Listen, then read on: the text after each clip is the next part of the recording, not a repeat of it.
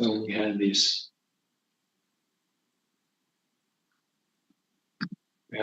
economist stating that ESG won't save the planet. Quite a provocative statement.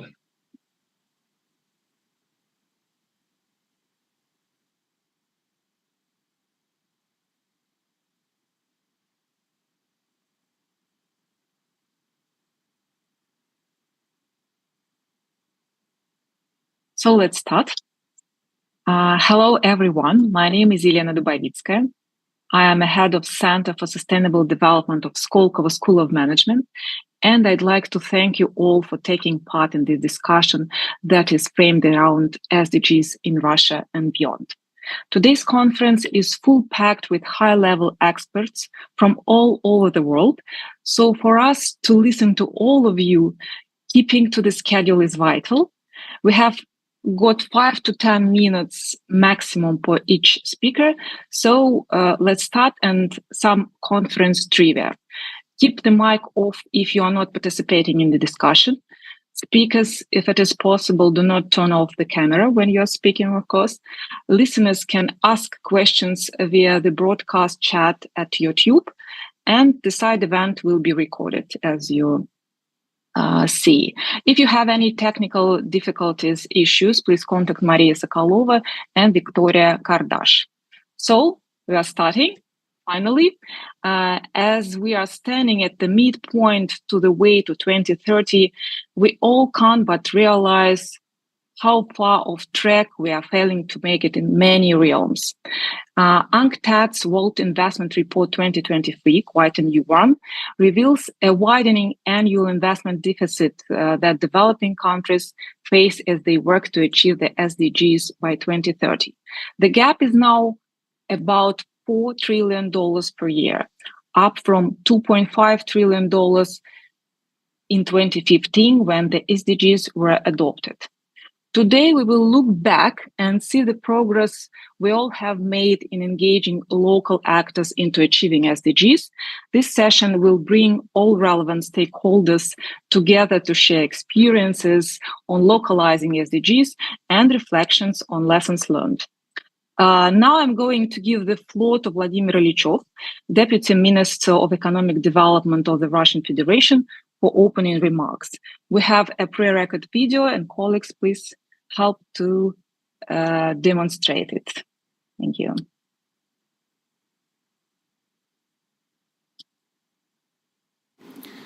Dear participants of the Russian side event at 2023 High-Level Political Forum on Sustainable Development.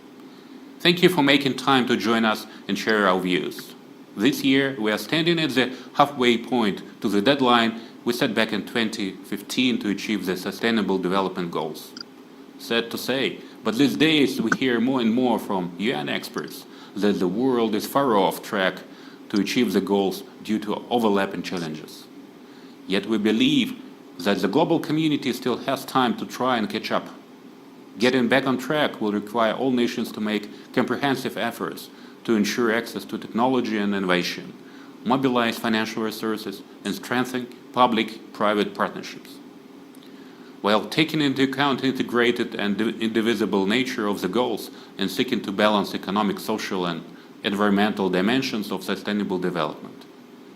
We believe that engaging regional, urban, and local stakeholders into the 2030 agenda is a concrete step that would help us to achieve the goals in a timely manner. That's why we decided to devote the side event to localization of SDGs and to share lessons learned since our first voluntary national review presented in 2020. Many Russian regions and cities have been explicitly or implicitly integrating SDGs into their daily routine. They adopt relevant strategies, monitor their progress on SDGs, extract SDG-aligned financing, partner with leading Russian businesses, increase awareness and build internal capacities. I can proudly say that these efforts have been recognized both domestically and internationally.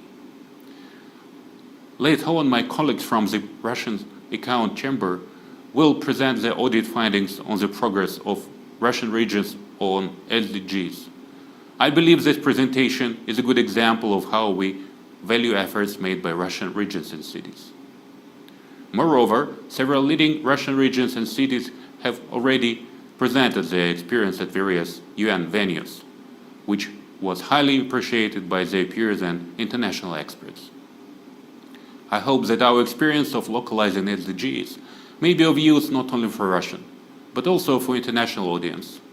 Once again, thank you for joining us today. I wish all the participants insightful and practical discussion. Thank you. And now let me pass to Dmitry Zaitsev, member of board, the Accounts Chamber of the Russian Federation, also to welcome the participants. Thank you, Elena. Good afternoon, everybody. I would like to thank the forum hosts for providing the venue and the opportunity to share Russia's experience in promoting the SDGs and exchange knowledge with our colleagues. I'm glad today we are discussing the SDGs at the regional level. The collaboration between federal and regional authorities is of particular importance. Sustainable development and the SDG progress cannot be achieved without the active involvement of regions and regional governments. And the Count Chambers of Chamber of the Russian Federation has long concentrated on sustainable development issues and has taken systemic efforts in this direction. We are actively contributing to the SDGs achievement both nationally and within the international audit community. And international cooperation has multiple formats, such as bilateral, multilateral. In addition, the Accounts Chamber is a member of many international organizations and also associations. The core organization for us is International Organization of Supreme Audit Institutions, INTERSAI. And the Accounts Chamber of the Russian Federation has been an INTERSAI member almost since its foundation back in 1995, while today there are 196 member countries.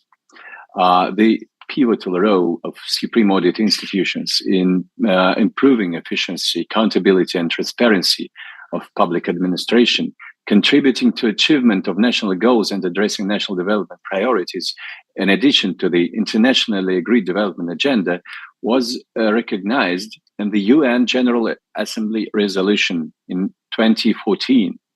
And in 2015, the 23rd UN INTERSAI Symposium highlighted the upcoming important role of SIs in promoting sustainable development. Even before the official endorsement of the Sustainable Development Agenda. And SIs got involved after 2015, when the UN members ratified the 2030 Sustainable Development Agenda. In December 2016, the 22nd INTERSAI Congress adopted the strategic plan, including cross-cutting priority 2, named Contributing to the Follow-up and Review of the SDGs within the context of each nation's specific sustainable development efforts and SI's individual mandates. In 2019, at the 23rd Congress, INTERSAI, Supreme Audit Institutions adopted the Moscow Declaration and proclaimed commitment to ensuring independent external audit of achieving the goals agreed at the national level, including the SDGs. Since 2019, the Accounts Chamber leads the INTERSAI Working Group on the SDGs and Key Sustainable Development Indicators. The working group includes 36 members and 7 observers, and we develop guidelines and recommendations for SIs, share experience, and distribute best practices. The Accounts Chamber of the Russian Federation is also the vice chair of the SSI Working Group on the SDGs.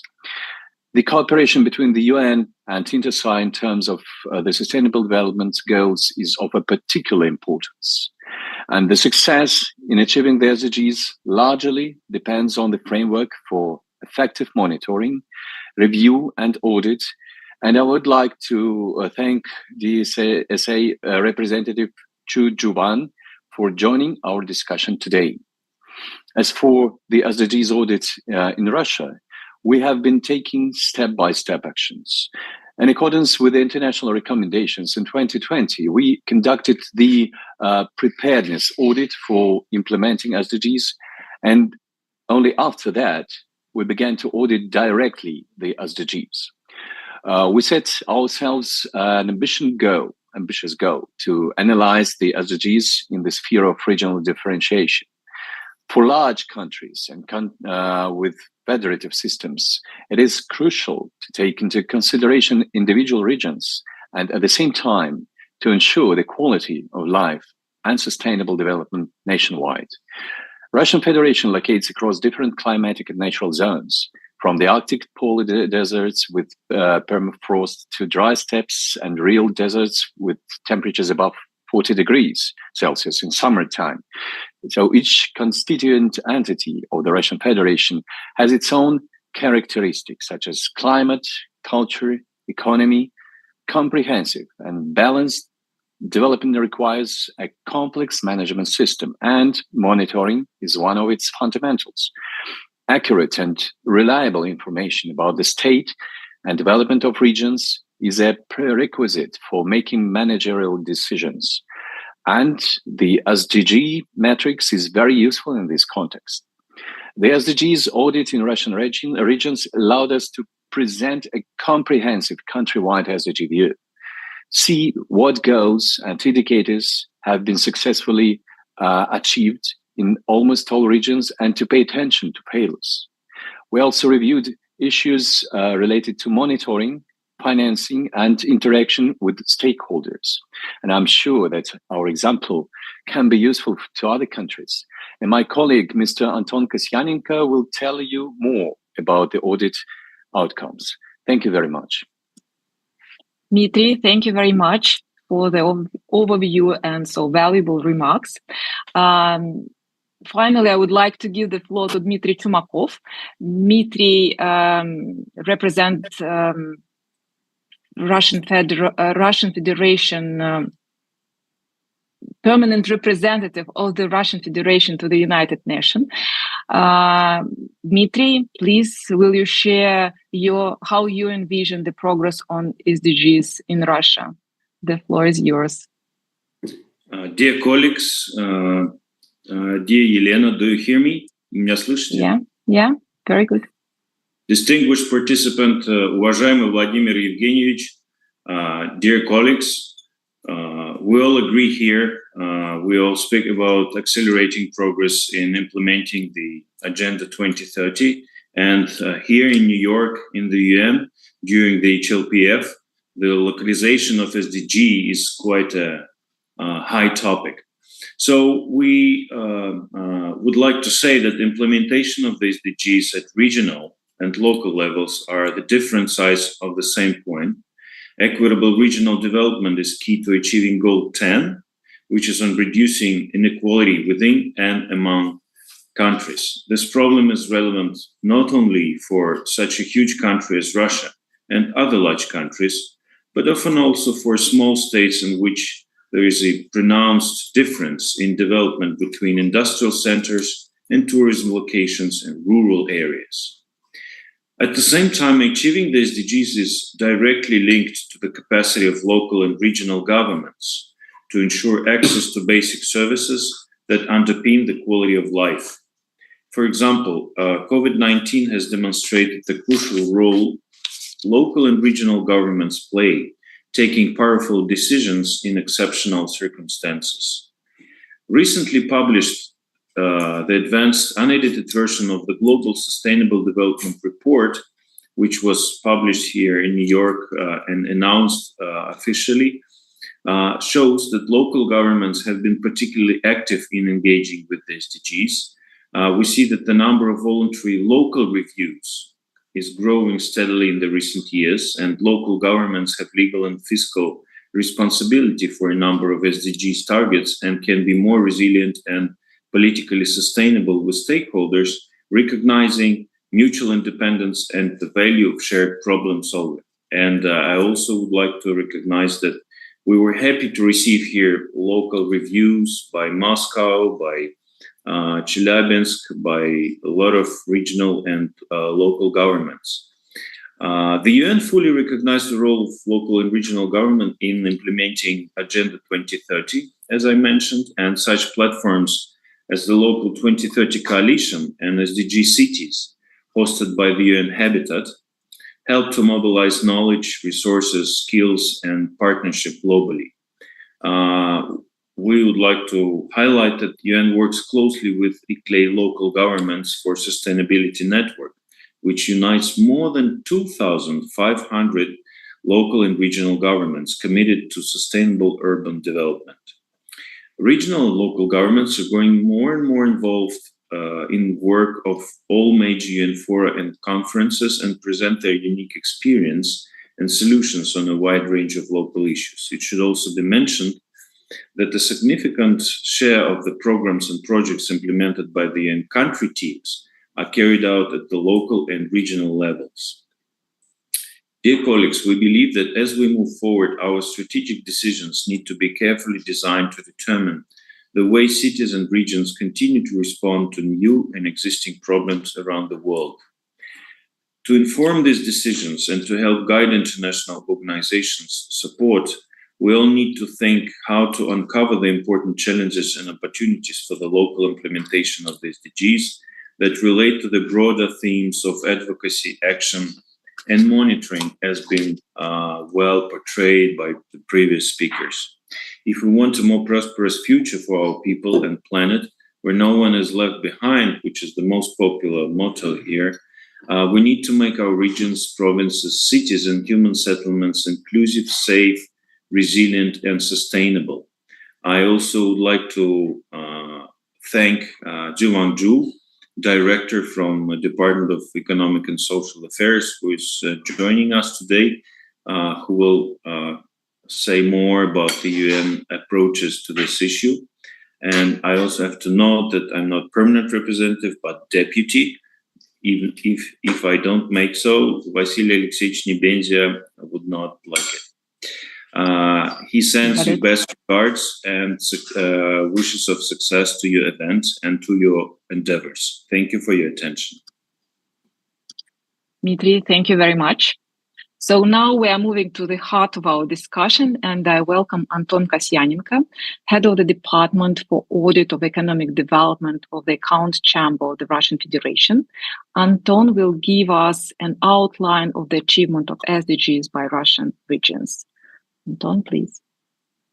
Thank you very much, dear colleagues. I'm pleased today to share with you the results of the audit we had during the previous year. But first of all, please confirm that you can hear me and you can see the slides. Okay, thank you. The audit was conducted according to the request from our parliament, and you can see the official name of the engagement. But generally, it was about taking overview of what is the situation with achieving of SDGs at the midpoint in regional level. Next slide, please. And taking such a look would require to conduct an in-depth analysis at regional level. And here I am grateful to colleagues from a level regional auditing institution. Their names you can see on the slide. That took part in such analysis alongside with us. And today, representatives from Samara region and from Moscow will share their view of specifics they encountered during this work. Next slide, please. And speaking about the subject of the audit, of course, we were expected to conduct an overview of the dynamics of the indicators, but we never constrain ourselves so narrowly. And the analysis using a systemic approach to audit was to include the actions that are taken by public authorities on federal level and on regional level, especially ministries of economic development and federal state statistics service, in terms of achievement of SDGs. Similar analysis was conducted at regional level by our colleagues from regional auditing institutions. Next slide, please. Speaking about the scope of the audit, of course, we were again expecting to take a look at the dynamic of indicators, but not only that. Of course, such a work started with look at the coherence between regional strategies, regional strategic planning documents with higher level federal documents and with SDGs. Of course, we took a look at what was going on with availability of resources and financing of activities connected with SDG attainment. And we investigated the cooperation between stakeholders at different levels, and I will specifically devote some time to discussing that. Next slide, please.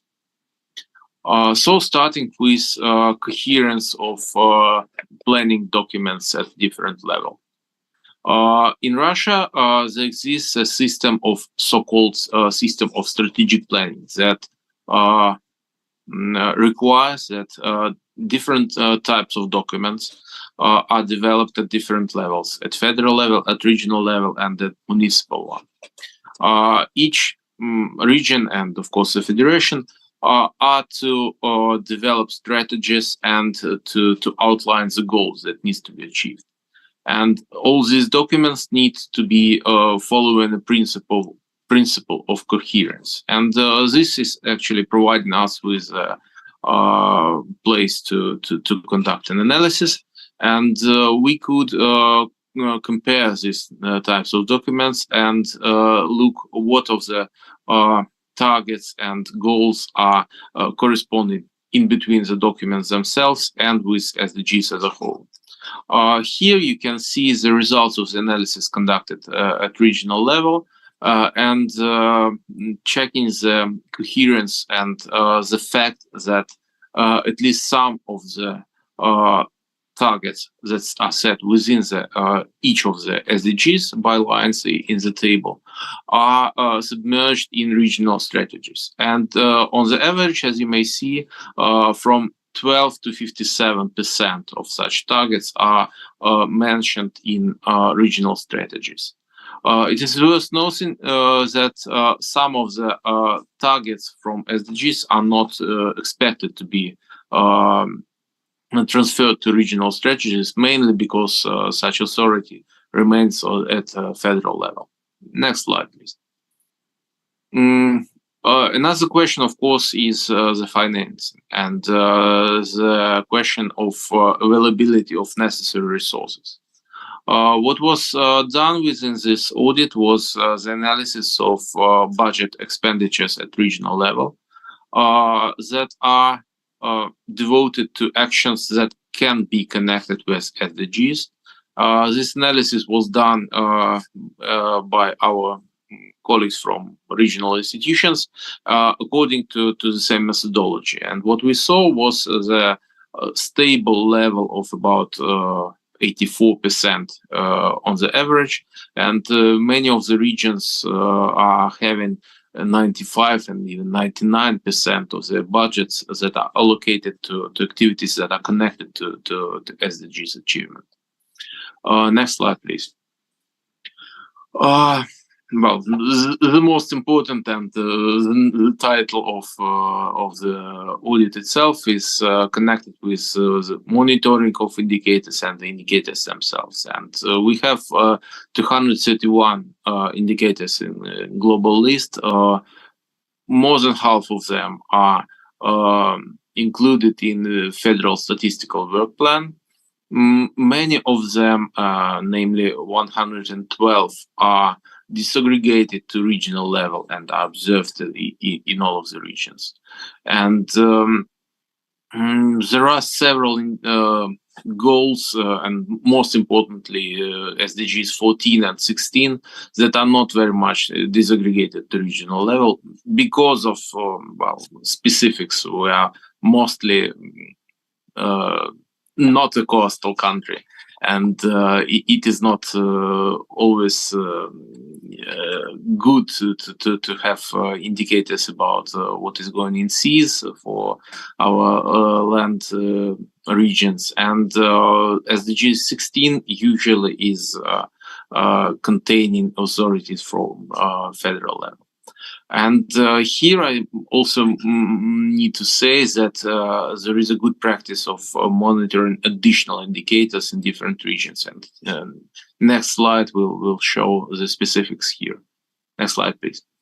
And specifically is that, well, in some of the regions, there are some indicators are unfortunately not observed, but in some regions, there are additional indicators not observed in others.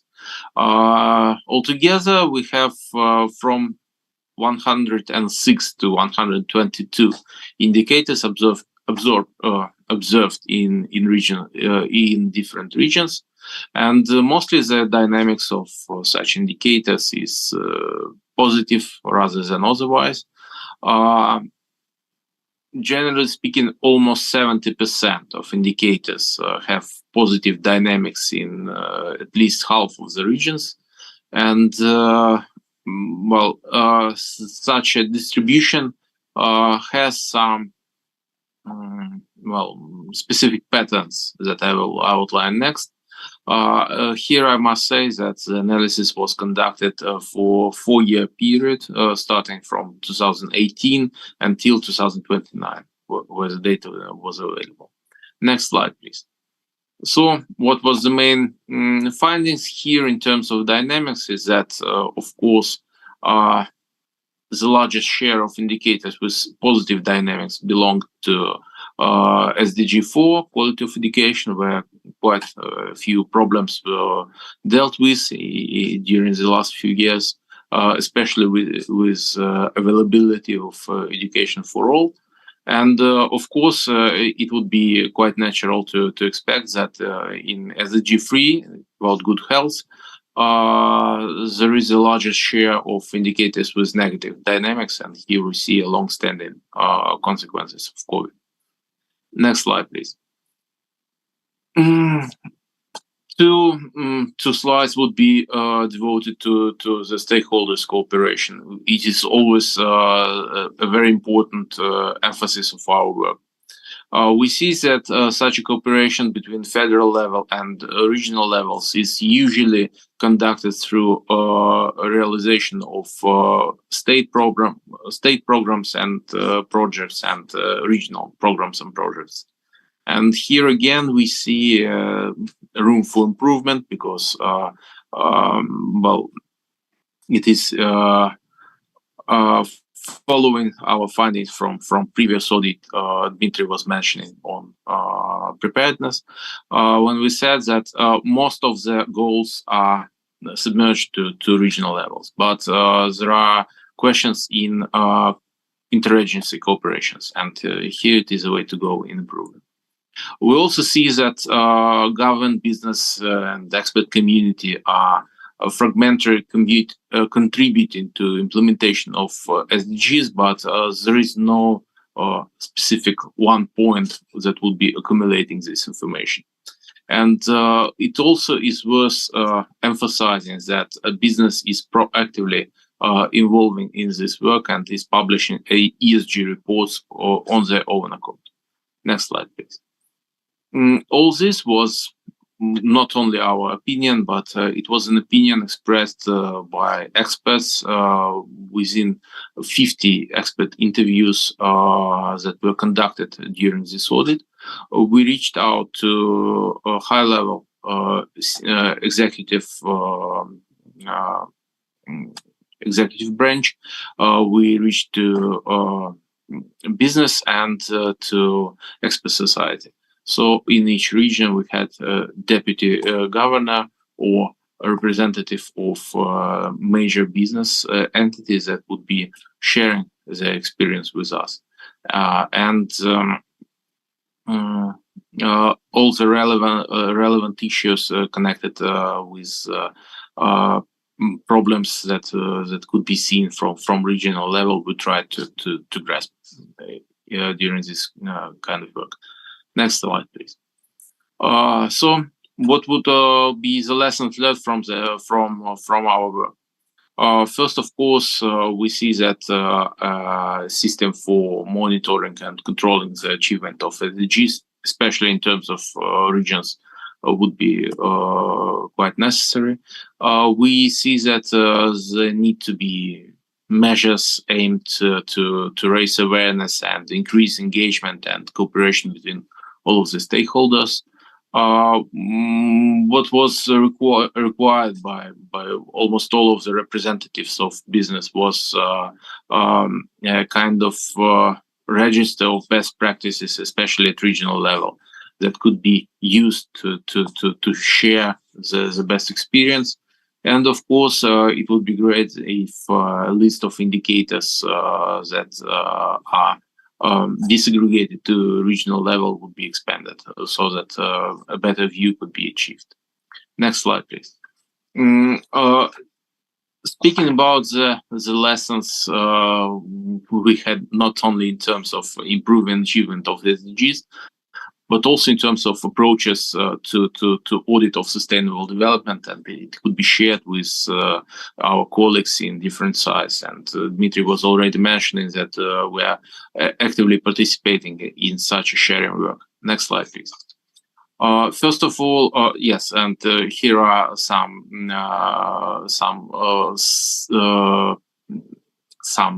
information about the work of the working group on key national SDGs and key sustainable development indicators. It is one of the most active groups in the SAI community, and now it already incorporates 36 members and 7 observers. Next slide, please. So the first deliverable that is directly coming from this audit we are speaking about today is a practical guidance for SDGs auditing at a regional level. And it is actually the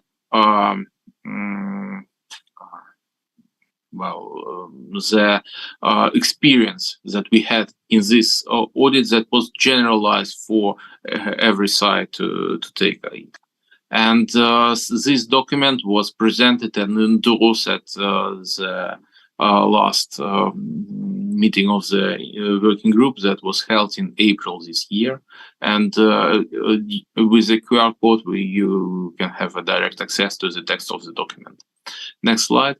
A short outline of the document. It is presenting not only the recommendations on how this work should be arranged and what principles to follow, but it also incorporates a 7-step assessment model, which actually helps regional auditing institution to structurize such a work and have a framework for assessment of best practices. Next slide.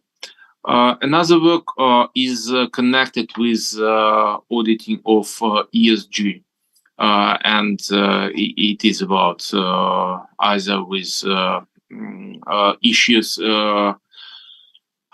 connected with regulating the reporting at usually at federal level, or it may be about ensuring that such reports of individual organizations, private sector, are containing good, decent information and are done according to key principles, or it is about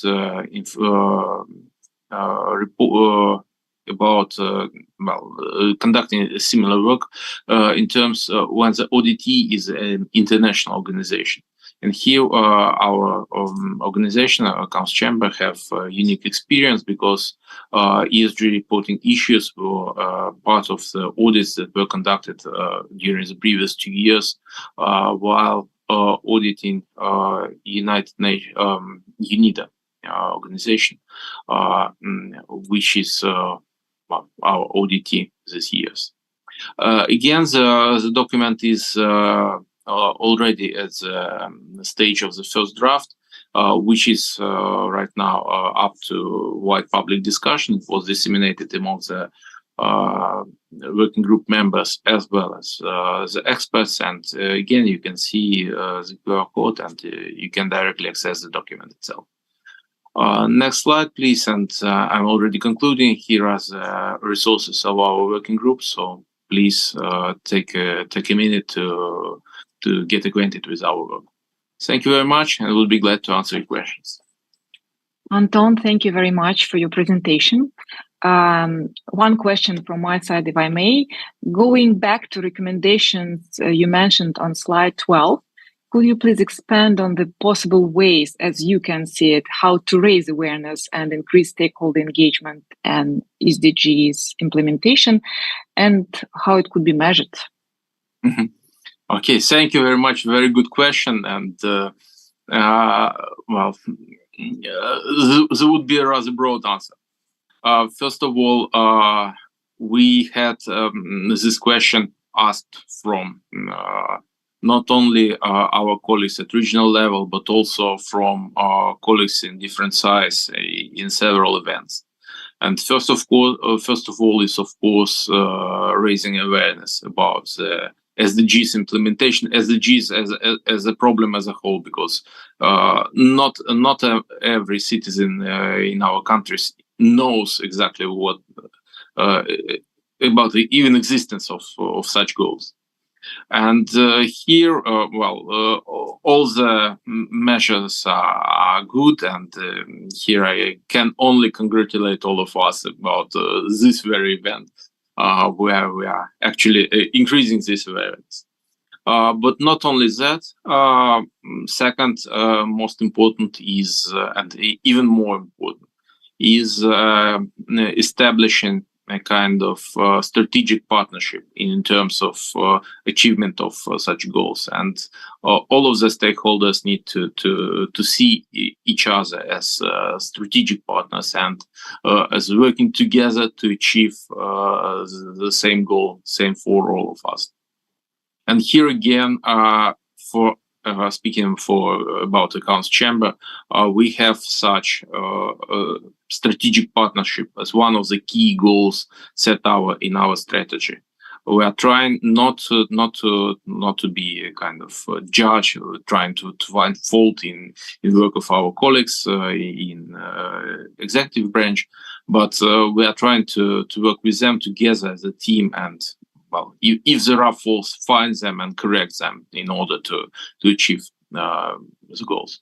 Finally, and again, it was pronounced in SDG 16 itself, and later in several congresses, InterSci as a whole and accounts chambers from all over the world are seeing the goal of leading by example, being a model organization, and trying to lead, to present our own examples that could be followed.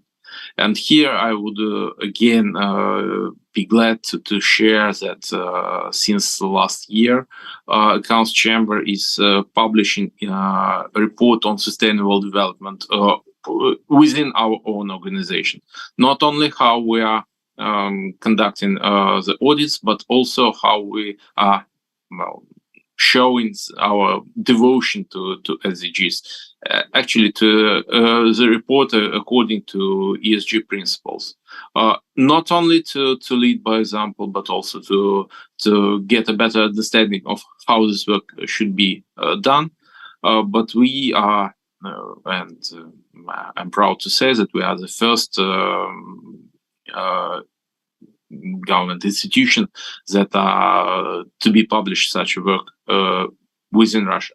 But it is not, we are not alone in the world. For example, we know that colleagues in Indonesia are preparing and publishing similar reports, and many other countries are following this example.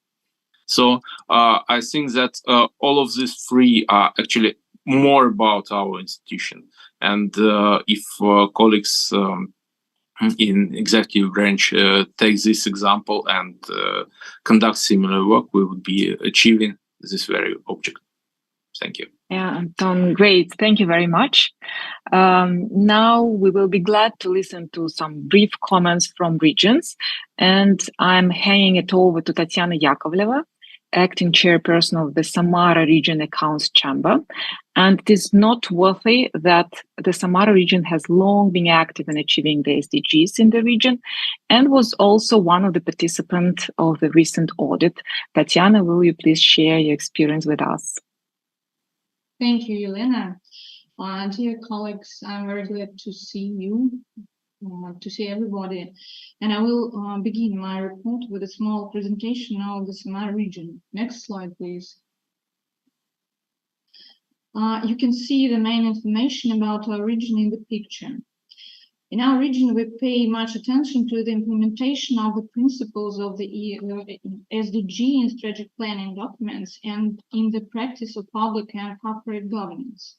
In 2017 was developed and approved one of the fundamental documents of strategic planning, the Strategy of Socio-Economic Development of the Samara region for the period up to 2030. The strategy outlines strategic goals and objectives for the long-term development of the region, as well as targets for their achievement. Next slide, please.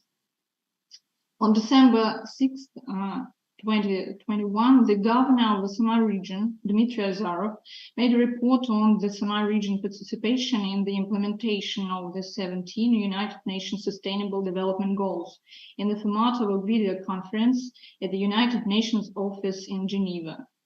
In March 2023, the results of the Samara region's work on the implementation of the Sustainable Development Agenda, SDA, for the period up to 2030 were reported at the Jubilee 10th Asia-Pacific Forum on Sustainable Development. Every year, United Nations Samara model is held in the region. Young people and students, together with the representatives of regional authorities, develop mechanisms for implementing projects in the areas of the United Nations work, including sustainable development. Taking into account the need for regional measurement of the SDG and analysis of their achievement, because more than a third of the time allotted for the implementation of the SDG is already over, in 2022-2023, the Account Chamber of the Samara region took part in the audit analysis of the achievement of the SDG by regions of the Russian Federation in the implementation of strategic planning documents with the Account Chamber of the Russian Federation. Next slide, please.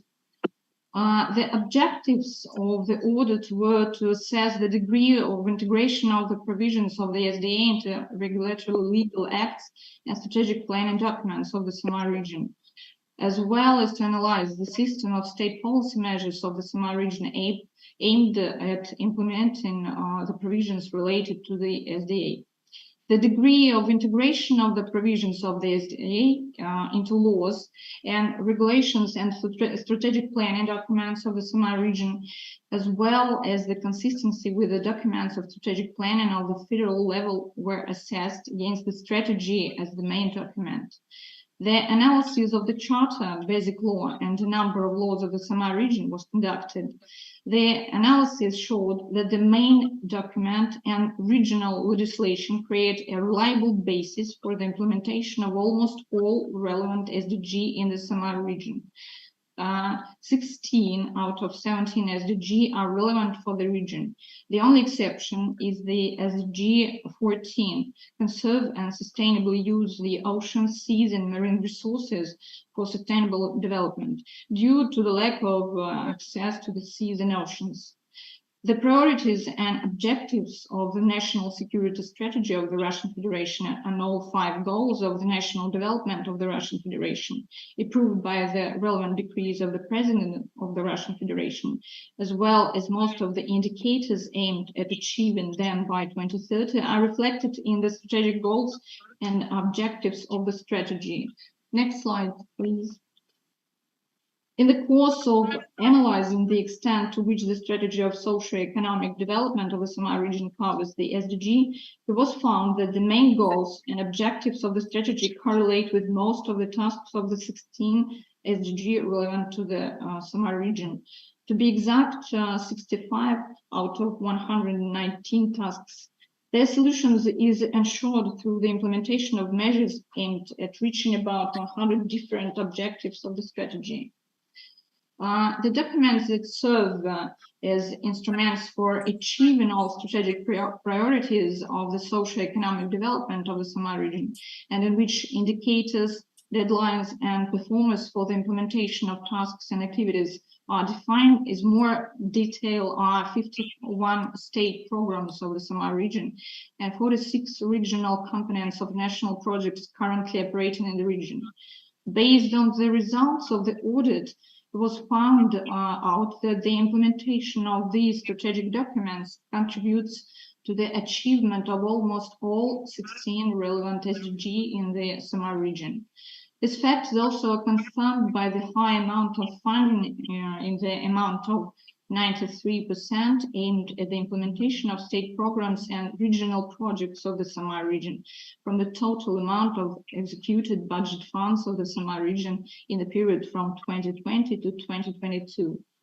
Priority activities for which significant funds are allocated from the regional budget as well as federal funds are activities aimed at improving the quality of life of the citizens of the Samar region. Thus, the results of the analysis carried out within the framework of the audit testify to the active work of the state administration system of the Samar region, including achievement and implementation of the SDG.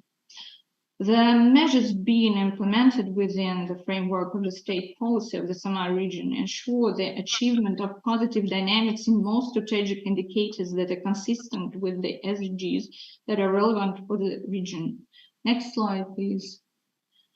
We see further sustainable development of the Samar region, primarily in keeping up to date regional legislation and basic strategic planning documents in terms of their compliance with the priority provisions of the SDA. In addition, we consider it necessary to involve all stakeholders, including business companies, in the implementation of the SDG, as well as to introduce effective mechanisms for interregional and, in some cases, international cooperation, for example, to achieve the SDG in the field of environment. Thank you very much, and my report is over. Tatiana, thank you very much. Now let's move from Samara to Moscow, and Igor Chegrinets, auditor, the Regional Audit Institution of Moscow, will focalize on the Moscow region to bring us up to speed with SDG here. As a short preamble, in 2019, Moscow joined the pilot project Territorial Approach to the Sustainable Development Goals, designed and launched by the OECD, and participated in this project till 2021. Moscow set out to develop a comprehensive system for assessing the long-term development. Igor, we're happy to listen to you. Thank you, Elena. Next slide, please. Really, all our experience in implementing of SDGs is substantially defined by our participation in the above-mentioned OECD's pilot project. What we got from what the city of Moscow got from the participation was, first of all, an extremely informative set of 65 statistical, managerial, and survey indicators, which helped us to monitor implementation of SDGs in Moscow. But it not only helped us to monitor, it also raised the awareness of the city, of officials of the city of Moscow on the need of implementation of SDGs, and it's also influenced lots of decisions, because indicators helped us to realize how interconnected different aspects of the functioning of the government of Moscow in implementation of SDGs. As the end of the pilot project, OECD made in 2021 a report on sustainable development in Moscow, and now this report is adopted as a strategic policy planning document on the sustainable development of Moscow. So we have now major document, which is a basis for our participation in the implementation of sustainable development goals. Next slide, please. As on this slide, you can see overall dynamics of SDG indicators in Moscow now. Overall, it's positive. There are some certain negative trends, but not so many. Part of them are influenced by COVID-19 epidemics, but still there are still lots of work to do. Next slide, please. And now our experience of our regional audit institution. As it was mentioned before, we took part last year in analysis of the achievement of SDGs by the city of Moscow. The audited period was 2020-2022. Actually, the previous slide was one of the results which we complied during the audit. And the main, I would say, two main results that we have achieved was, first of all, we made a proposal on the enhanced set of 95 indicators to assess the implementation of SDGs in Moscow. They're based on UN principles and based on OECD methodology, but they're, I would say, more broad, and they can help to give a more complicated picture on how Moscow is reaching SDGs, and it can really help to get a better risk management on the implementation of SDGs in Moscow. Plus, these indicators can be integrated in the city programs, so we can have the link between city programs and implementation of SDGs in the city of Moscow. The second I would say, achievement of our audit was our recommendation to name a special body to appoint a coordinative authority in the spheres of substantial development and achievement of SDGs in Moscow.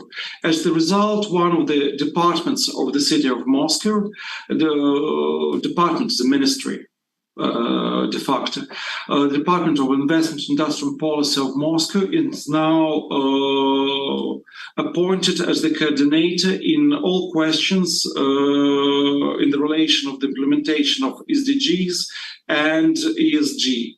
So now we have not only the strategic document on the implementation of SDGs, but also the body which is responsible for coordination of all activities of the government of Moscow in this sphere.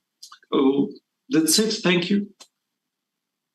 Igor, thank you very much. Now we are moving from Russia to Thailand, and Dr. Suti Suntaranurak will dwell on the lessons from Thailand's SDG auditing practice. We are glad to have you here. Yes, thank you so much. Good evening from Bangkok. Okay.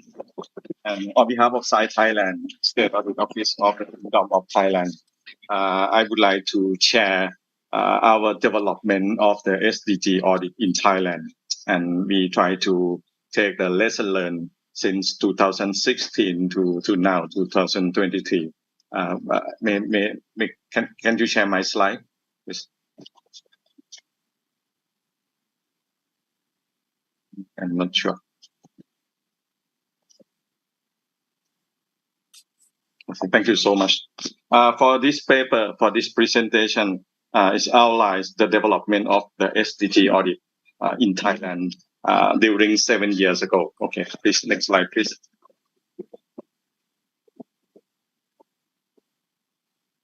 The journey began in 2016 when SAO Thailand initiated the research on the SDG issues. The aim was to equip the auditors with the understanding of the importance and role of the SDG in their works, in our works. The significance of this approach was the incorporation of the SDG into the auditing framework, broaden the audit spectrum beyond the fiscal responsibility to include sustainability and social progress. And after that, in 2018, the State Audit Commission, or SAC, issues the long-term state audit policy in 2018 to 2022, which elevates the SDG audit into the main policy. This step solidifies the place of SDG audit within the institutional framework of the SAC and indicate the commitment into monitoring and contribution to the Thailand progress toward the SDG. From 2018 to 2021, the SAO Thailand, our research team, participated in the 12 associate research project led by Supreme Audit Institution of the United Arab Emirates, or UAE. Our team, as a subgroup leader, we conduct the research about the accountability in the SDG audit. The team proposed that the accountability step for the SDG audit report, it should start from the international standard of the Supreme Audit Institution, or ISAI 100. And after that, into the INTOSAI P12. And after that, we try to promote the concept of the sustainability report. The goal was to intervene accountability with the sustainability, enable SAI to create the comprehensive report. Next slide, please. Okay, this is the established of the SDG importance of the auditor. If you see that, we try to explain the audit criteria from the 3E principle, economy, efficiency, and effectiveness, to the 6E principle that we call environment, equity, and ethics. This is from our research since 2016. Next slide, please. Okay, next slide, please. Next slide, please. Nowadays, in 2020, 2021, during the COVID-19, SAO Thailand, we implement the IDI SDG audit model that we call the ISAM as the structural framework for its SDG audit. Now, we conduct the SDG audit of the water resource management of the Mekong River.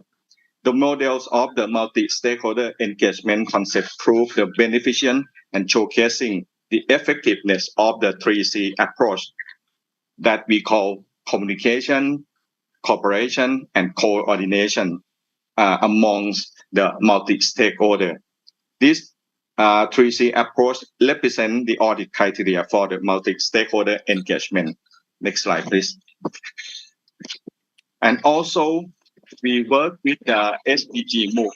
The SDG Move is a Thai think tank focusing on the SDG. These relationships allow SAI Thailand to learn from and share with the SDG audit experience from the accountability perspective. Nowadays, SAO Thailand, we develop not only the 6 audit criteria, we still work together and improve the concrete audit criteria with the SDG Move. Our SAI Thailand, we work with the international arena where we can share our experience, audit experience in various conferences. Next slide, please.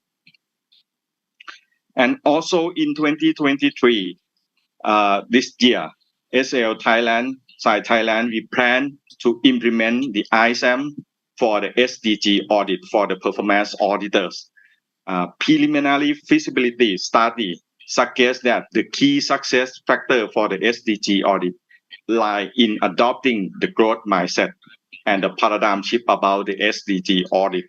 Our performance auditor need to enhance their knowledge through the cooperative workshop and share case study that related to the SDG audit. Currently, SAO Thailand, we still researching the case study analysis from the performance audit report. Preliminary findings indicate that the SDG audit can significantly support to the future of the green economy. In summary, from 2016 to 2023, SAI Thailand, we demonstrated remarkable progress in the advancing the SDG audit in our mandate. The lesson learned during this year provide a valuable blueprint for the audit institution seeking incorporate the SDG audit into our framework. Next slide, please. Okay. Our SDG audit can support the green economy that we know about. The green economy is consists of the low carbon economy, circular economy, and also the concept of the sustainable development. Next slide, please. This is our lesson learned during 2016 to 2023. SAO Thailand initiated the effort in 2016 that we focused on the conducting comprehensive research on the relevance of the SDG for the auditors. This research was instrumental in raising awareness and providing the auditor with the necessary background to integrate the SDGs into our work. The lesson here is the value of the comprehensive training and education before the implementation of the new framework, ensuring a smooth transition and a broad acceptance. And also the second, the institutional support and policy alignment. As I mentioned about the State Audit Commission in the long-term audit policy, which includes the SDG audit as a main policy. This is a critical training point for us. This highlights the significance of the institutional support and policy alignment in promoting and implementing the SDG audit. And the third one is about enhancing accountability through the international standard. We engage in the 12 associate research project. Also, we engage with the IntoSci, SDG, and KNI led by Sci Russia. Also, we adopting the comprehensive audit model, especially the ISAM model, that I think that can encourage the new concept for us. And lastly, we think that it's about the cooperative approach that we work with the SDG Move as a think tank of the SDG in Thailand. All of them, this is our lesson learned from during 7 years that we work on the SDG audit. Thank you so much. Thank you very much for sharing your ideas, your insight. I think it's a great contribution to our discussion. So now we are turning to Fernanda Simões, Federal Auditor, Federal Court of Accounts, Brazil, who will dive us into climate change technologies that will contribute to better assessment and data consolidation. Fernanda? Will you start? Good morning, everyone, or good morning, because in Brazil it's 10 o'clock a.m., but I think for you it's good afternoon. Good afternoon for all of you. I'm going to present the project Climate Scanner, a project that we are working with other countries of IntoSci. Actually, the Brazilian Court of Accounts, the Supreme Audit Institution of Brazil, are coordinating this project. Let me just to open my presentation.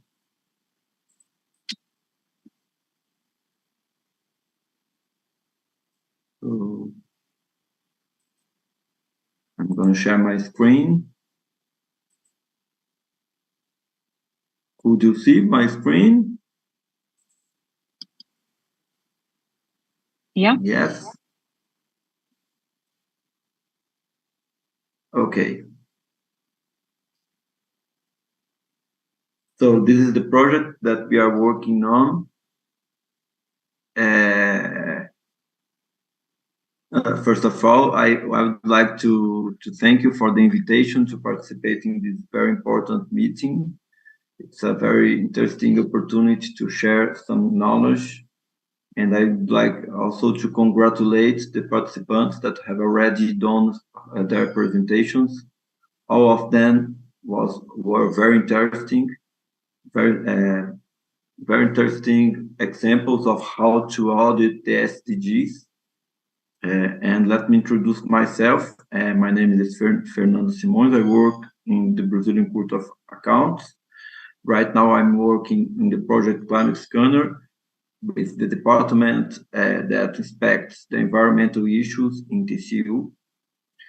As everybody has already know, climate change is considered one of the greatest global challenges nowadays. The increase of greenhouse concentration of greenhouse gases in the atmosphere has brought negative effects in both in the environmental, economic, and social spheres. A lot of extreme events has already started to occur in the world, as hurricanes, floods, and prolonged droughts, causing a lot of deaths and a lot of social and economic problems.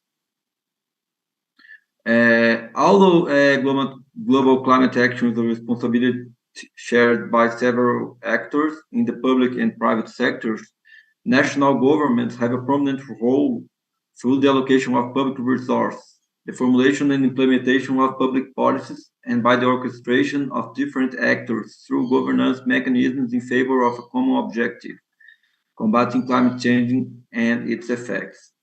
We think the supreme audit institutions can contribute into facing this challenge because we have the mandate to do independent evaluations of the application of public resources and the performance of public policies. Climate Scanner, it's a project that it's a priority of Intosai right now.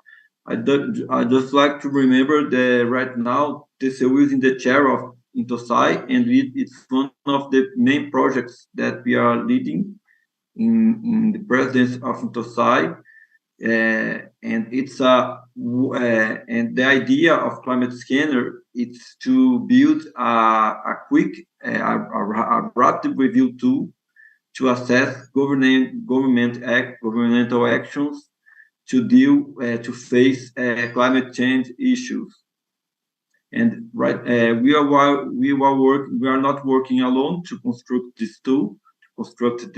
We are working with other 18 supreme audit institutions, and I'd like to stress that all continents are represented in our work because we are working with sides of Africa, North America, South America, Oceania, Asia, and Europe.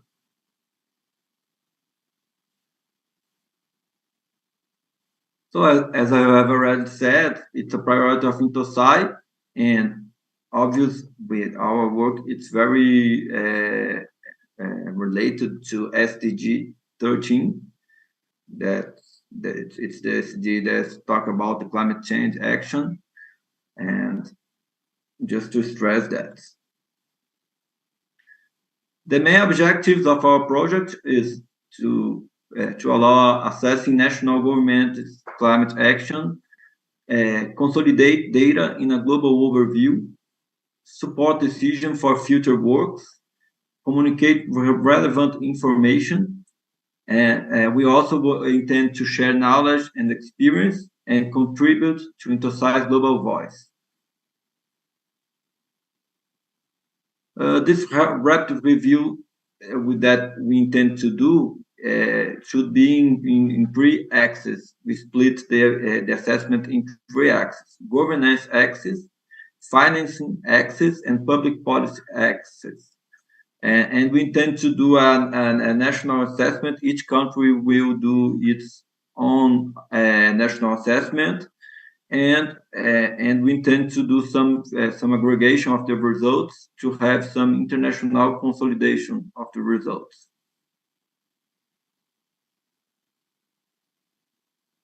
The basic structure of our project is to build some components to be assessed. So right now we are finishing the working of building the components.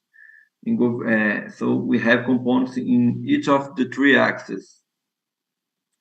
As far as remember, I think we have already done 10 components for governance, 5 for financing, and 5 for public policies. So the idea is to have a small number of components because we want to have a feasible tool, because we intend to have the highest number of sites participate in our project. So it's not a whole audit, it's just a quick review of the actions of the government. The idea is not to have too many components, it's to have just small number of components. And the idea is to evaluate each component with this scale of implementation. So from insufficient to advanced. Depends on the evaluation of each country, of each site. According to predefined conditions, so we have criteria that should be attached, should be evaluated for each site to evaluate each component. Just to give an example of a component that we built together with the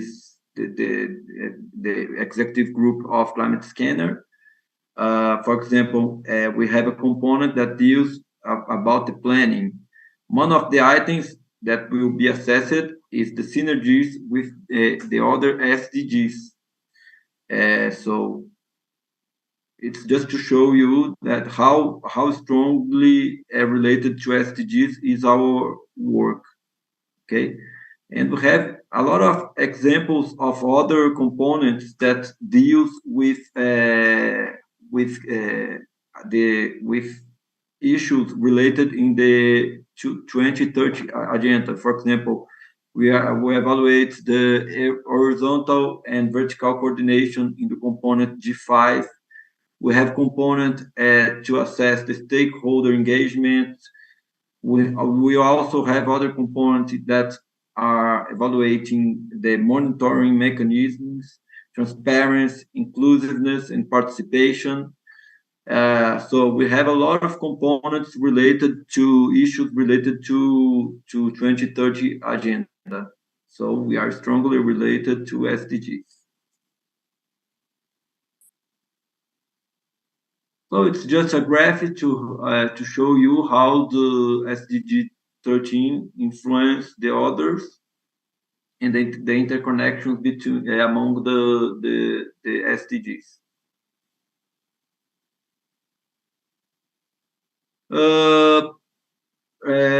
As I have already said, our work is in progress, but we have some examples that we intend to construct. This is just a graph that we are showing an example that we intend to construct. It's for a while it's just a draft. We don't have our final electronic platform built, but it's just an example that we intend to build. So we want to have something very visual for all people, all citizens and governments and stakeholders can access the tool to view the results. It's another example of graph with how we intend to evaluate the components and how we intend to show in graphs.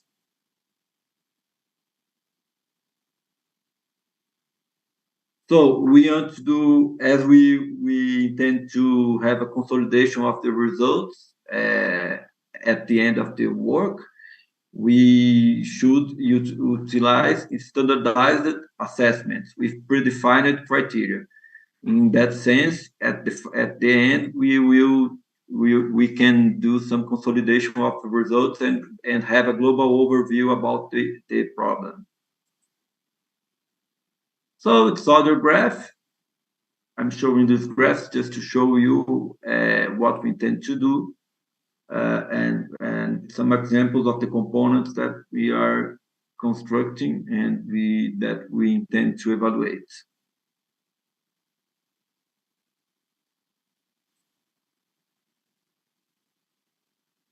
for the graph, right here we show some components from the government's actions and some issues related to governance that will be assessed in this component. Just an example that we intend to construct. About the project schedule, in 2022, last year, we basically did some planning about the project, and we had our official launch in the INCO site that took place in Rio de Janeiro in November 2022. And this year we are in the design phase because we are construct the tool. Right now, I think next month, we intend to start run the first pilot test, and by the end of the year, we intend to have the adjustments and finalization of the tool. And 2024, we intend to start the applying of the tool. In the beginning of the year, we intend to have some capacity building actions to train all the sites to how to apply our tool, because we intend to have the highest number of sites in this project. As we know, only with global action we can face the problems related to climate change. So the idea is to have the highest number of sites. And by the end of 2024, we intend to have some consolidation of the results and communication. So these are the 18 Supreme Audit institutions that are participating in the building of the tool. We are working with this with more 16 countries and the European Court of Auditors. That's it. I just want to leave the invitation to everybody, to all the sites, to join this joint work next year. It will be very important to have the highest number of sites to really we want to get a global overview with this tool. Thank you very much for the opportunity. Yeah, Fernando, thank you very much. Quite an interesting and useful tool, and we wish you good luck with further development of your instrument. Now, I'm happy to pass to Judzuvan, who was already presented by Dmitry. Judzuvan, Director of Division for Public Institutions and Digital Government and Acting Director of Division for SDGs, United Nations Department of Economic and Social Affairs. The floor is yours. Thank you. Thank you for the opportunity to contribute to this discussion. It has been a very informative one. And with your permission, I want to thank on behalf of the UN, all the presenters for this very informative and insightful presentations. And I do want to start with a request to all the presenters. If you can share your slides with me, we will proceed to put these on the SDG website of the UN. I don't have a PPT to share, but I want to make one point that all these presentations serve as a very strong testimony to the importance of local action. Indeed, at the UN, there's growing recognition that localizing the SDGs is of critical importance to advancing the vision of the 2030 Agenda. In fact, many studies have shown that local and subnational governments are increasingly playing a pivotal role in addressing key SDGs and targets such as poverty, food security, and access issues, access to education, to healthcare, to housing, and to also essential services such as water and sanitation and sustainable energy, as well as to local jobs. These are all roles played by local authorities. In fact, we estimate that out of 169 SDG targets, at least 100 will not be reached without proper engagement and the coordination with local and regional governments. And these presentations by the previous speakers have actually proven that. In adopting the 2030 Agenda, UN member states pledged to work very closely, actually, also with regional and local authorities in order to advance implementation. In fact, in the political declaration of the first SDG summit, the 2019 SDG summit, member states further committed to empowering and supporting cities, local authorities, regional governments in pursuing the 2030 Agenda. And they recognized the critical role of these local actors in achieving the SDGs. And now we see more and more member states have also started to report on local implementation of the 2030 Agenda in their voluntary national reviews at the high-level political forum. Some of the previous speakers did mention that too. And my colleagues counted that up to now, about 50 voluntary local reviews have been published since the adoption of the 2030 Agenda. And for the high-level political forum, in its ministerial declaration last year, the HOPF also welcomed voluntary subnational and local reviews as an essential tool to show progress and foster exchange on local implementation of the 2030 Agenda and SDGs in coordination and in synergy with national authorities. And in this regard, I fully echo the previous presenters on the critical role Supreme Audit Institutions, SAIs, have been playing, including to professionalize the local implementation of the SDGs and to monitor and identify the obstacles and the lessons learned. And I want to also echo the previous presenters on the important role of collaboration among Supreme Audit Institutions in advancing SDGs. The department where I am, UNDESA, has had the opportunity to work and to attend meetings by Supreme Audit Institutions, including by the Russian Federation. One of my colleagues attended the Intosai Congress hosted by Russia in Moscow, and now we are working closely with Brazil, and we hope that we will continue working with SAIs and to advance the role of SAIs, including through Intosai in advancing the SDGs. I also want to take this opportunity to share one guidelines in order to help advance local reviews and reporting. We at UNDESA have also developed a global guiding element for voluntary local reviews, which provides a starting point for local and regional government considering producing their own voluntary reviews. And we will, after today's discussion, we will work with my colleagues to make sure that we update the guidelines, and by devoting more space in the guidelines to highlight the role of SAIs.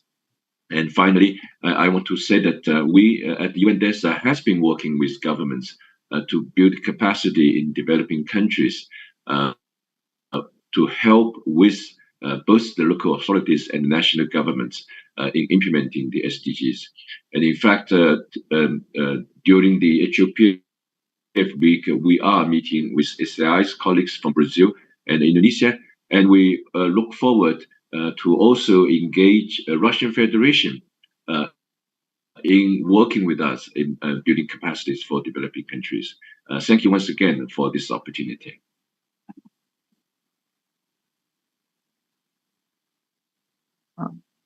Thank you very much for your insights and comments regarding voluntary local reviews.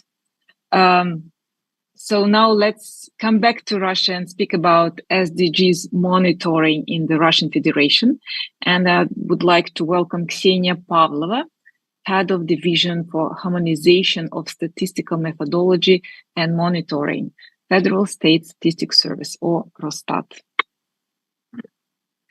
Dear colleagues, thank you for the invitation to speak today. The midpoint we stand today makes possible and important to assess the contribution of both the global community and individual countries to the implementation of the main principles of 2030 Agenda. The topic of localization, which we discuss today, will help to dive deeper into those details that make up the overall picture of progress made and affect the final result. Росстат, as the official coordinator of SDG monitoring in the Russian Federation, is pleased to present its directions of work and main achievements in this area. Next slide, please. At first, I would like to briefly demonstrate how the SDG monitoring at the national level is organized. There are two official groups on SDGs. It's Interdepartmental Working Group on Climate Change and Sustainable Development under the Presidential Executive Office, includes high-level representatives from federal authorities, and a special working group of experts on information and statistical support for monitoring the SDGs, chaired by Росстат. The group was established for detailed elaboration of the SDG indicators. It includes representatives of more than 20 ministries and agencies and various Russian scientific institutions and expert community. The group performs methodological analysis, determine responsible federal authorities for each indicator, and discuss related documents. Next slide, please. Officially, Росстат is authorized to coordinate the activities on SDG indicators. The statistical system in Russia is decentralized. The majority of federal authorities work with the international organizations independently in the statistical domain. That's why there is a set of coordination mechanisms, and the Federal Plan of Statistical Works is one of them. This is a detailed list of all official statistical activities coordinated by Росстат. A special section 2.8 for SDG indicators has also been integrated to the plan. Next slide, please. Initially, in 2017, the section 2.8 included 87 indicators from the global list of SDG indicators. Currently, it consists of 118 indicators. Along with Росстат, 25 ministries and agencies provide data on SDGs. You can see it on the slide. Next slide, please. Here you can see the information on data availability for all the 17 goals.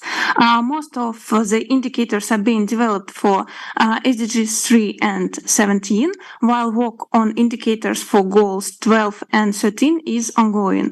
Росстат has set itself an internal goal, annually include at least 10 more global SDG indicators to the Federal Plan of Statistical Works, and so far we have been able to fulfill this goal. Next slide, please.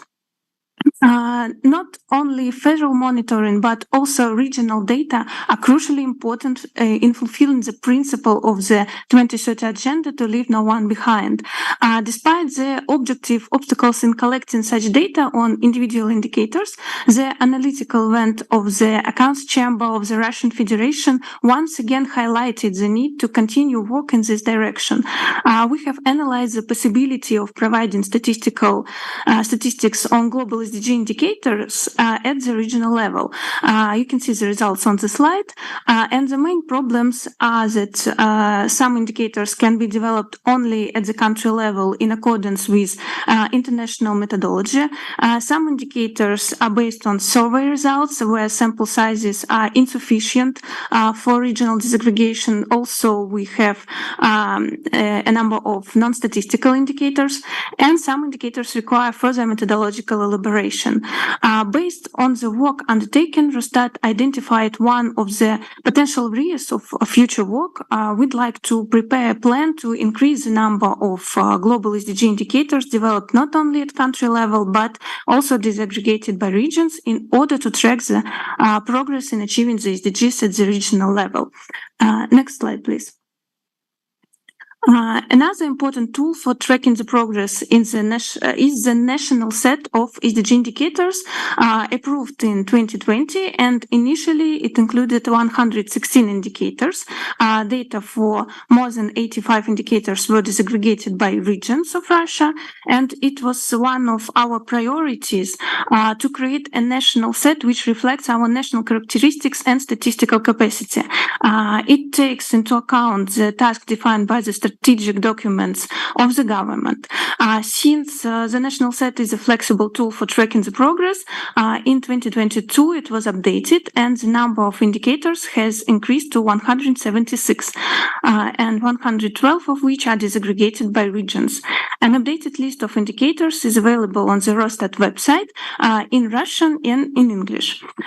In the slide, you can see the structure of the national set and the number of indicators for each goal.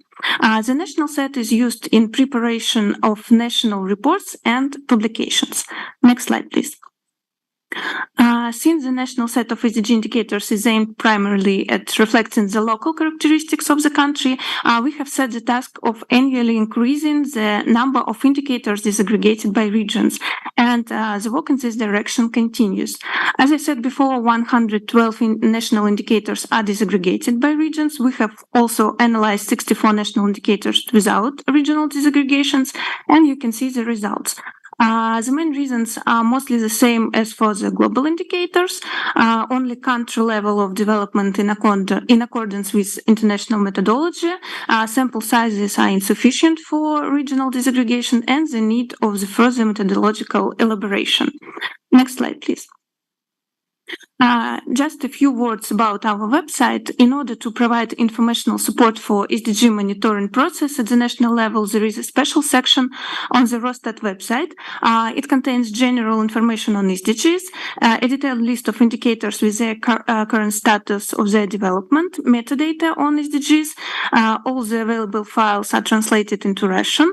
It also provides up-to-date information on activities at the national and international levels, publications on SDGs, and references to useful international sources. Next slide. Here you can see how it looks like. Each indicator has corresponding buttons, data, and metadata. Next slide, please. On our website, you also can find the statistical yearbook, Sustainable Development Goals in the Russian Federation, in English and in Russian. It's been published since 2019. Every edition includes data for 17 SDGs, as well as some indicators with regional disaggregations since 2020, and the section of international comparisons. The extended statistical annex can also be found on our website. From year to year, the number of indicators in the yearbook is growing, including through the new indicators with regional disaggregation. And the work on the 5th edition of the statistical yearbook has already started. The release is scheduled for December. Next slide, please. Speaking about the prospects, just a brief overview of the main plans till the end of the year. We plan to add 10 global SDG indicators in subsection 2.8 of the Federal Plan of Statistical Work. We plan to increase the number of SDG indicators with regional disaggregation in the global and national sets, and to prepare the 5th edition of the statistical yearbook SDGs in the Russian Federation. That's all. Thank you for your attention. Thank you very much for this comprehensive overview. Finally, Alexander Plakida, Board Chair, Global Compact Network Russia. Alexander will elaborate on key activities of the UN Global Compact Network Russia. Alexander? Hello. Could you please tell me how much time is left in order to me to be brief a bit? I think so. 5-7 minutes. Okay. Okay, got it. So let me start the demonstration of the screen. Can you see it, please? Could you please confirm? Can you see the slides, please? Yeah, we can see. Okay, so ladies and gentlemen, thank you. It's an honor for me to deliver a short note at this panel. And I would like to start with a short intro. Speaking of where we are right now. So well-known Sustainable Development Index presented by Jeffrey Sachs. So as you see here, the last 2 years, the 20 and 21, we stagnated. We reached the plateau, and the question is whether we will go further or decrease or stay at the place where we are at the moment. So it's quite a question, and I think that the reasons are obvious. We faced the unprecedented COVID challenges, and those followed by the political crisis that we're facing at the moment. Well, speaking about us, I'm speaking on the behalf of the United Nations Global Compact Russian Network. So, thus I represent Russian business, and Russian business, along with thousands of UNGC members worldwide, does a huge effort and contributes to perform sustainable development agenda in reaching 2030 goals. So, being a part of UNGC system, and let me say UNGC family, I think it is a good idea to describe what challenges we faced and how we solved those through the main shifts. And those shifts were stated in UNGC Global Compact Strategy for the 3 years. So the 5 major shifts are here. So I will briefly go through each of them, and I will describe and show you what we, the Russian network, managed to do in this regard. But I may say at the very beginning that our formula of success was quite simple. We focused on topics and projects where we could give the most positive effect. So let's start with the first one. It's about the accountable companies. As you know, communication on progress is a must for all UNGC members. So the UNGC presented the new COP, and it's a huge leap forward in non-financial reporting because it provides the long-awaited digitalization, and it gives a common structure. You may see it on a slide. Is a COP performed by the company I run personally, and it gives a common metrics. So we can measure corporate impact, and thus we can manage it. Speaking about our network, so several companies from Russian network took part in early adopters program, and then we gave a full support to all Russian members in completing the new COP, in delivering special webinars on how to, in translation all the materials, and giving the Q&A sessions. Let's move forward. The second point is balanced growth of local and regional networks for the global coverage. And here I might be proud to say that we actually grew, our network grew, despite the pandemic, despite everything. So now we have 78 plus members, because some of them are at the moment they're entering the network. They are entering UNGC, and our team, our office as well grew in terms of full-time employees. And speaking about the examples, about the capacity. So we have a strong connections with neighboring networks, Azerbaijan, Belarus, Kazakhstan, Uzbekistan. We made a connection with the China network, is a large one, and we hope we will continue our friendship and partnership. So we have a strong and old connection with the Switzerland network, and we work closely with the Switzerland embassy. And as well, we have plans to continue with other BRICS countries. The next is measurable impact in prioritized areas. And here I may state that partnership, the goal 17, is the key. Here is our list of appreciation for the partnership. We are proud that we are partner, and we are thankful for everyone listed here. Please let me not read the full list. Just let me again say thank you for everyone listed here, because we have numerous projects performed, sessions, webinars, and etc. and I just might focus your attention at the bottom line. So we plan a launch of the annual Global Compact Agenda Sustainability Week in Russia. So it is planned for October 2023. So, and I'm pretty sure you will get the invitation to take part in that. And our key projects, of course, you may see it here, given that we are in a short of time. So we just have a glance at it. I will share our slides. We're proud of each of these projects. So we're working deep and close with our partners, making all of them possible, actually. The next one is harnessing the collective action on SMEs. So actually, my expert point of view, the SMEs is a key to success because, of course, we know that the journey to our only future, as we call the sustainable development, started with large global companies. Of course, some people say that large companies have enough financing budgets to transform themselves.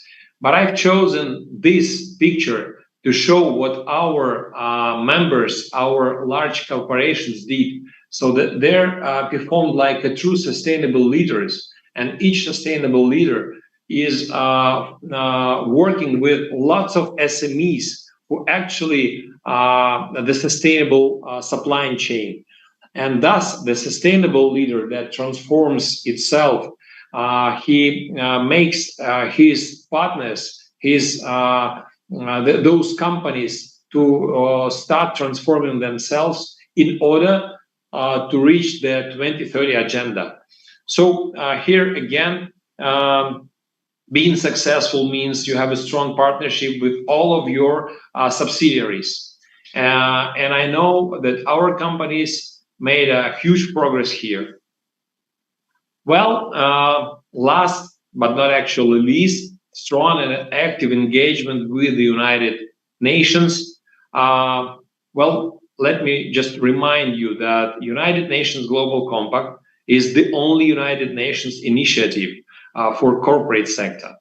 And of course, it is an honor and to say that business has a huge impact on all other sectors. And speaking about the cooperation, just let me remember you the well-known proverb: if you want to go far, you have to go together. So we're going together with, of course, our mother, let me say, company UNGC itself. So we work closely with numerous United Nations agencies and organizations. We work with several international organizations, and we have, of course, the cross-country cooperation I mentioned above. So the formats of our interaction are different.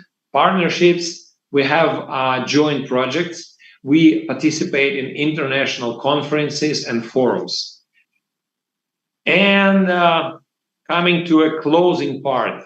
So you all probably remember quite a year ago, economists came up with this red notice that these 3 letters won't save the planet. Actually, I read the article itself. And of course, the article itself doesn't cancel the ESG system, doesn't. But as we all know, the people remember the cover. And thus, let me stay on the positive side and show you this slide. So this diagram shows the interest over time when people Googled SDGs. So you may see here that the concern, the awareness of the SDGs is consistently raising. And I think it's our common success that we can see this line going up. And this gives me an optimistic point of view that we will finally succeed. And closing my speech here, let me cite one of the most respected politician, Winston Churchill, who once told, "Success is not final, and your failure is not fatal," because it is the courage to continue that counts. So let us continue, let us struggle, and I'm sure we will succeed. Thank you very much. Alexander, thank you very much for invaluable comments and your positive point of view. Colleagues, we are a bit out of time and we don't have enough time for Q&A session. Actually, we have a number of questions in the broadcast chat, but again, due to the lack of time, let me pick one that can be addressed to actually all the participants. What do you think can be a key impetus to achieve the UN SDGs in your area in the remaining 7 years by 2030? Very brief, 2-3 words from each. Who would like to start? Let me be the first, and I will say it in 2 words: enhance cooperation. Because, let me elaborate a little bit. In our audits, both this one that was presented now and the previous one about the preparedness at federal level, what we saw was a situation when most of the SDGs has specific actions that are already taken, and they are submerged into specific planning documents, and work is already underway, and a lot of work is underway. If everything goes well, smoothly, most probably the goals would be achieved and the situation would be solved and improved. But unfortunately, it is not always the case, and all of such cases, well, of course, they are specific and different, but all of such cases, have something in common, and this common is that they require collective action by different ministries, by different levels of our government, by cooperation with business, etc., etc. And here, what is left? And in several cases, the problem is not solved due to this lack of cooperation. I would like to emphasize what we achieved previously and what Moscow today said, that both on federal level and on regional level, there are ministries' departments that are assigned responsible for such cooperation, Ministry of Economic Development at federal case and Department of Investment and Industry Policy in Moscow case. And it is the case, it is the same on several occasions. And this is a very important first step in enhancing such cooperation. So, thank you. Thank you very much. Fully agree with you. Any other comments, ideas? If I may, Elena. Yeah. Elena, if I may. Yeah, sure. You're welcome. I would completely agree with Anton, but that cooperation is the main key. But I would also add that we need not to try just to achieve SDGs, because we need, I think that one of the most important things that we need to work for the benefit of our constituencies. When we work for the benefit of the constituencies, will make the results more sustainable. And also, maybe just the case of Moscow, but I think not only of Moscow, that working for the benefit of constituencies, you're actually implementing SDGs in most of the cases. I don't think that there are any cases where reaching SDG is contrary to the interest of the population. So if you're working for the benefit of population, you're getting to SDGs parallelly. But the main focus shall be our population and not SDGs per se. Just to reach certain indicators wouldn't help and won't be sustainable at all. That's it. Thank you. Thank you, Igor. Anyone else? May I add? Ladies first. Yeah, Ksenia. As a National Statistical Office, Eurostat will ensure the growth of global and national SDG indicators for more effective monitoring process, and we will do our best to provide all the users with the most detailed data that will be instrumental in making relevant decisions at all levels. Thank you. Well, if I may add, I totally agree with just what was mentioned above. So, speaking briefly, we need partnership and leadership, because we need true leaders who will show how to transform. We need to change the way we live, and that's why I think it's quite understandable that we can't change the things with the instruments we used to have previously. So we need to change the full mindset. And usually there are some leaders that show they're brave enough to show the way. And the second point is that, of course, I think that reaching the sustainable development state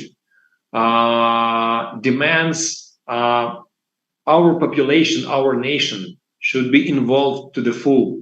So this should literally become the national idea, and actually globally. I might remember that 100 years ago, exactly in 1922, Professor Vernadsky delivered a series of lectures in Sorbonne where he presented the noosphere theory. And it's quite the same what we're speaking at the moment. So I hope this second attempt in building the better future will succeed. Thank you. Thank you, Alexander. Mr. Judgevine, maybe final comments from you will be happy to hear. I agree with the speakers in that a lot has been done and a lot is happening, but SDGs are a challenge. Somebody mentioned the challenge to the mindset. I agree that we need to change mindset, and the challenge to leadership.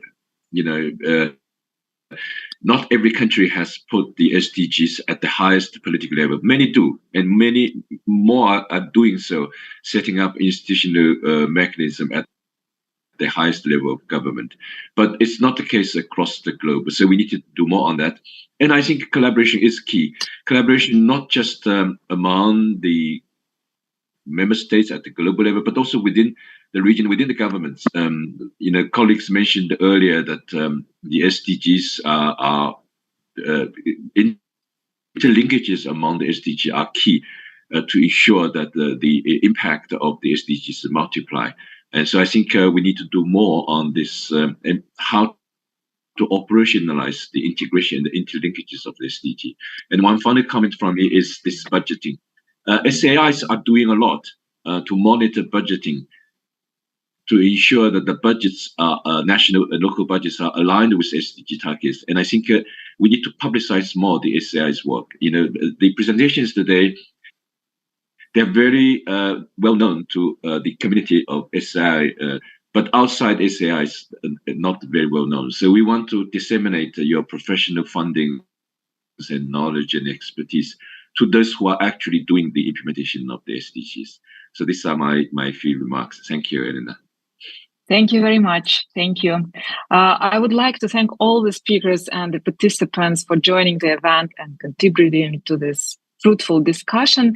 And for closing remarks, let me welcome Alexander Dukarev, Deputy Head of the Department for Multilateral Economic Cooperation, Ministry of Economic Development of the Russian Federation. Alexander. Thank you, Elena. My dear colleagues from the Russian Accounts Chamber, regional audit institutions, also Rostat, and our distinguished partners from Thailand, Brazil, UNDESA, and UN Global Compact Network Russia. On behalf of the Russian Ministry of Economic Development, I'd like to thank you all for sharing your valuable insights and lessons learned on localizing SDGs. And indeed, our discussion proved to be practical, insightful, and I genuinely believe that those experts and policymakers seeking for best practices now may use it as a reference. And I'd like also to state two cross-cutting points that would be my answer to your question. First one is that in order to get back on track with SDGs, we would require efforts at all levels and by all stakeholders. But the thing is, engaging stakeholders, especially those who are different in nature, and structuring their cross-level interactions, without doubt, among most difficult tasks we are facing at the domestic and international level. That is why such discussions we had today are critically important, and the UN venue is the right place to hold these discussions. And the second point, we see the interest of Supreme Audit institutions to the 2030 agenda for a while, and we see that this interest made them a separate class of stakeholders characterized by a specific focus and specialized tools they use. They indeed play a role of independent, trusted third party, identifying imperfections in the existing system of implementation of SDGs and timely communicating them to governments. And besides, they effectively interact with each other within existing multilateral frameworks like INTOSAIA or any other frameworks, generating joint valuable inputs and recommendations. And we governments highly value this job. And by saying this, I would like to close today's side event. I thank you once again all for joining us today. And thank you, Helena, head of Skolkovo Center for Sustainable Development, for your excellent moderation. I wish you a productive end of the day. Thank you. Thank you. So have a good day, have a good evening, and please, let's stay in touch. Bye-bye. Thank you. Goodbye. Thank you. Goodbye. Goodbye.